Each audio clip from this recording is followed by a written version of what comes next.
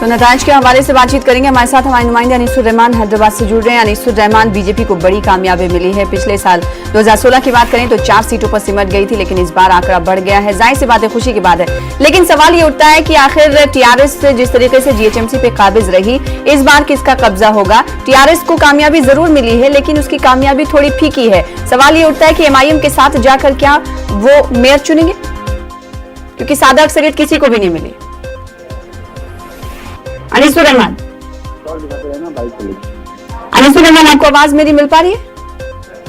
अनीसुर रहमान से जुड़ने की कोशिश करेंगे। आपको एक बार फिर से बता दें कि कल जीएचएमसी के नतीजे आ चुके हैं और इस नतीजों ने सबको चौंका दिया। बीजेपी की कोशिश अच्छी रही, यानी बीजेपी ने जो कोशिश की थी वो कोशिश रंग लाई। 4 सीटों से बढ़कर पार्टी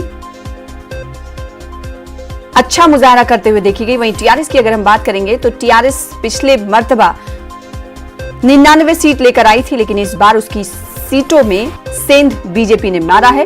वहीं अगर मजलिस इत्तेहादुल मुस्लिमीन की हम बात करेंगे तो मजलिस इत्तेहादुल मुस्लिमीन ने अपना दोबारा का रिकॉर्ड दोहराया है, यानी अवैसी के किले में सेंध नहीं मार पाई बीजेपी। 44 सीटें 2016 में एमआईएम की आई थी और इस मर्तबा भी एमआईएम की 44 सीटें बरकरार हैं, यानी वापसी वैसी ही रही। और वैसी की न 1 सीटें कम न ज्यादा। तशवीशनाक बात टीआरएस के लिए है कि आखिर कहां चूक हुई कि पार्टी 99 सीटों से नीचे गिरी। हालांकि टीआरएस पार्टी के अंदर भी खुशी का इजहार किया जा रहा है। कारकुनान खुश हैं।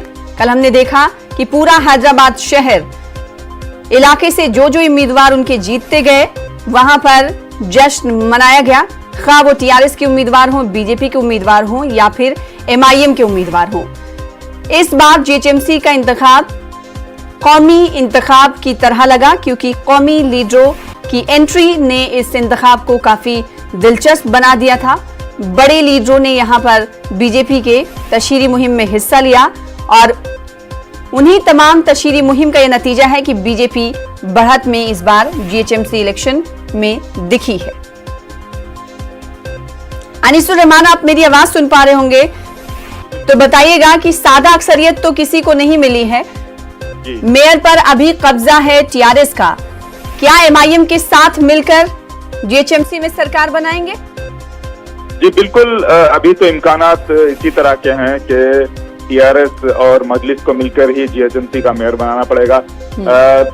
अगर इसके अलावा कोई दूसरा जो है कोई इम्कान नजर नहीं आता, क्योंकि बीजेपी के साथ ना तो टीआरएस मुफाहमत करने तैयार है और ना ही एमआईएम के साथ वो ऐसा कर सकते हैं। तो इसमें एक ही इम्कान नजर आता है कि क्योंकि अभी टीआरएस सबसे बड़ी पार्टी है, वो अपना दावा पेश करेंगे और मजलिस डायरेक्टली या इनडायरेक्टली या फिर बाहर से मदद के जरिए जो है ये कोशिश की जाएगी कि मेयर जो है वो टीआरएस का हो।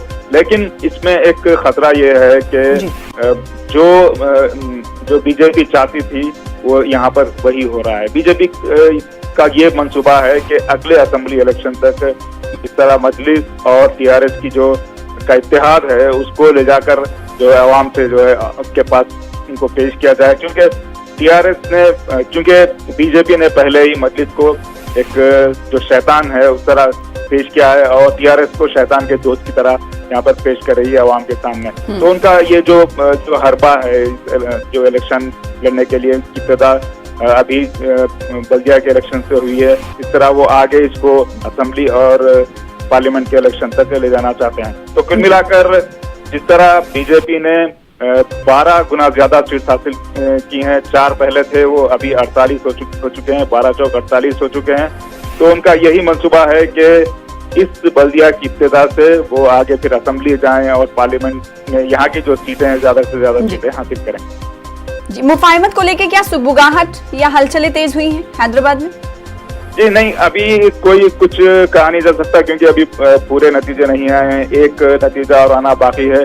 कल जिस तरह केटीआर प्रेस कॉन्फ्रेंस से खिताब कर रहे थे, उन्होंने मुफाहिमत के बारे में कोई इशारा नहीं दिया। अलबत्ता मजलिस इत्तेहादुल मुस्लिमीन ने अपनी के सदर अवैसी ने अपनी प्रेस कॉन्फ्रेंस में के चंद्रशेखर राव की तारीफ की। उन्होंने एक बहुत बड़ी जो है सियासी कुव्वत करार किया।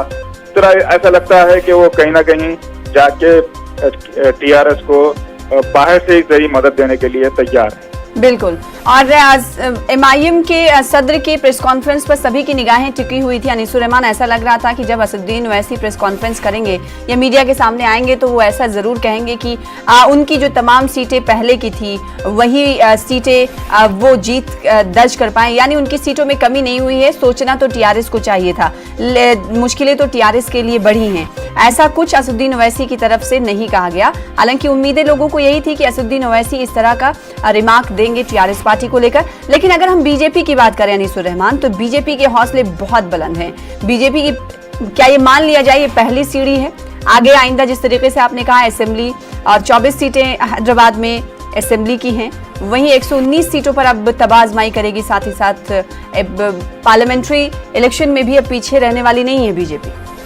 जी बिल्कुल, जिस तरह 2018 में अक्टूबर 2018 में असेंबली इंतखाबात हुए थे यहाँ पर तेलंगाना के, उसमें बीजेपी को सिर्फ एक नशिस्त हासिल हुई थी। उसके बाद पार्लियामेंट के इलेक्शन हुए 2019 में, तो इन्हें 4 नशिस्तें हासिल हुई थी पार्लियामेंट की, वो बहुत बड़ी कामयाबी करार दिया गया था। उसके बाद यहाँ पर जो बीजेपी का सदर का ओहदा है उसे तब्दील किया गया। बंडी संजय को जो करीमनगर के मेंबर ऑफ पार्लियामेंट है उनको सदर बनाया गया।